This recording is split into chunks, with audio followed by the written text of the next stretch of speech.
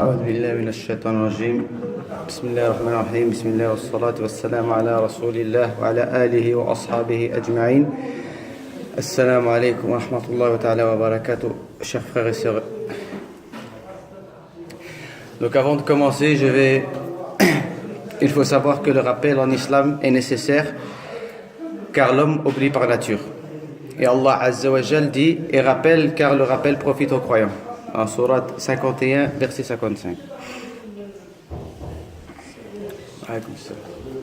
Aujourd'hui, je vais vous rappeler l'importance des 10 derniers jours de ce mois béni du Ramadan, l'occasion pour nous de redoubler d'efforts dans nos actes d'adoration et ainsi tirer pleinement profit de ces jours.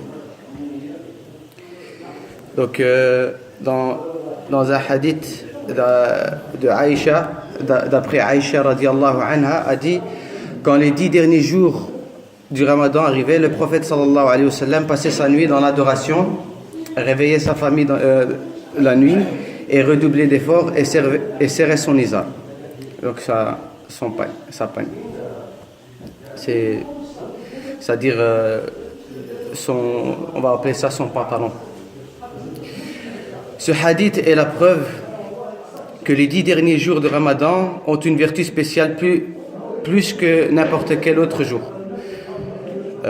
dans laquelle on doit augmenter dans l'obéissance et dans les actes d'adoration comme la prière, le dhikr, l'évocation, la récitation du Coran et dans la zakat, etc.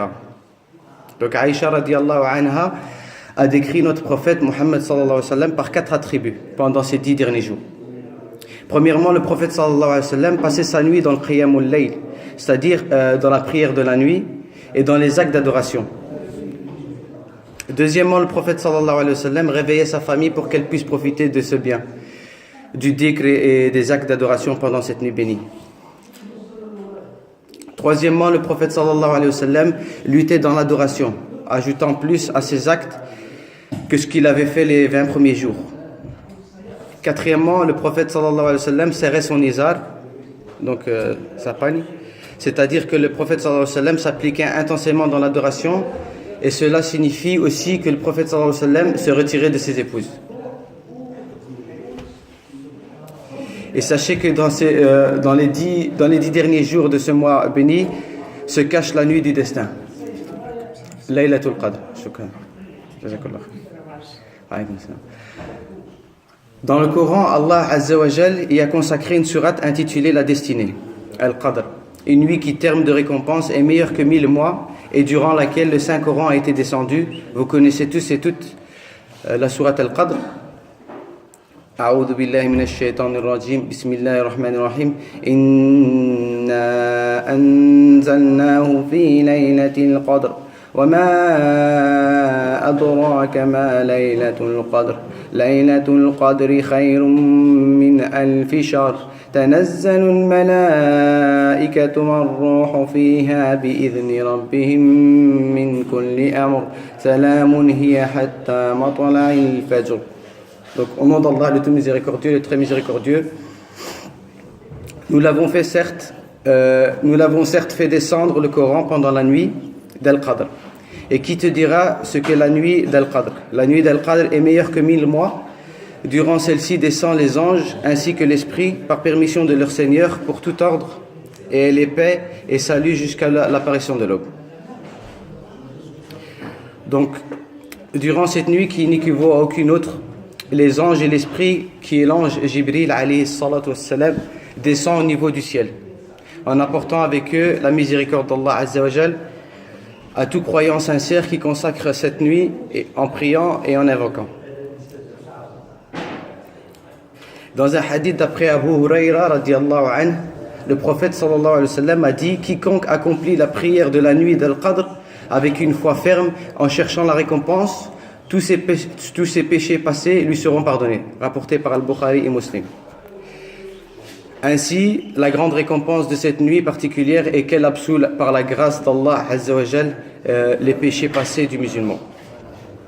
Nul ne peut déterminer à quelle date exactement cette nuit aura lieu, car cette connaissance a été élevée auprès d'Allah Azza wa Jal jusqu'au jour du jugement dernier. Comme le prophète sallallahu alayhi wa sallam le dit, elle se trouve dans les 10 dernières nuits du Ramadan. rapporté par Al-Bukhari et Muslim, et plus précisément dans les nuits impaires. D'après Ubadah ibn as-Samit radiyallahu anhu, qui a dit: le messager d'Allah sallallahu alayhi wa sallam sortit pour nous parler de la nuit du destin, et deux hommes parmi les musulmans s'affrontèrent, et il dit sallallahu alayhi wa sallam: alors je suis sorti pour vous annoncer le jour de la nuit du destin. Alors un tel et un tel s'affrontèrent, et elle fut élevée. Donc elles furent élevées. Donc il se peut que ce soit mieux pour vous, ainsi recherchez-la donc durant la 9e, la 7e et la 5e nuit, c'est-à-dire la nuit avant la 25e journée et la 27e journée et la 29e journée, donc des nuits, rapportées par Al-Bukhari. Donc c'est pourquoi il faut s'accrocher à rechercher cette nuit en multipliant les prières surrogatoires, en lisant beaucoup le Coran et en faisant beaucoup d'invocations. Il est également fortement recommandé de faire beaucoup de dhikr, d'évocations, c'est-à-dire al-takbir, al-tasbih, etc. Faire l'unicité de foi, c'est-à-dire la ilaha illallah, afin d'exprimer la gloire d'Allah Azza wa Jal pendant cette nuit bénie et afin de voir ses demandes exaucées par sa permission.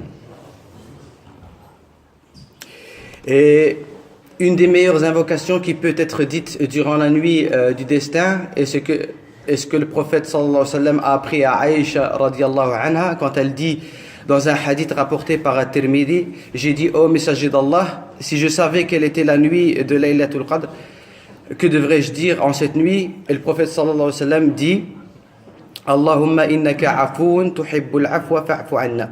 C'est-à-dire: ô Allah, tu es celui qui pardonne et tu aimes le pardon, alors pardonne-moi. Rapporté par At-Tirmidhi et Ahmed. Et je vais terminer avec quelques conseils du Cheikh Mahir, imam de la Mecque, qui dit durant les 10 derniers jours du Ramadan,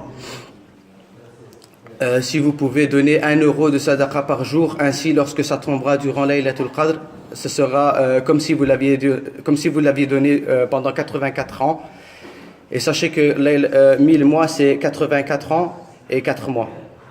Donc 84 ans et 4 mois. Priez 2 rak'at par jour en plus, ainsi lorsque ça tombera durant Laylatul Qadr, ce sera comme si vous l'aviez fait pendant 84 ans et 4 mois. Et lire 3 fois Surat Al-Ikhlas par jour, ainsi lorsque ça tombera durant Laylatul Qadr, ce sera comme si vous l'aviez lu. Donc tout le monde sait que quand on lit 3 fois la Surat Al-Ikhlas, c'est comme si on avait lu le Coran entier.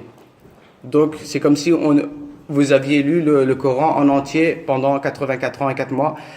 Et enfin, il dit: partagez ce message afin de bénéficier de ces bonnes actions que votre entourage fera. Et je vous remercie de m'avoir écouté. Wassalamu alaikum wa jazakumullahu khairan.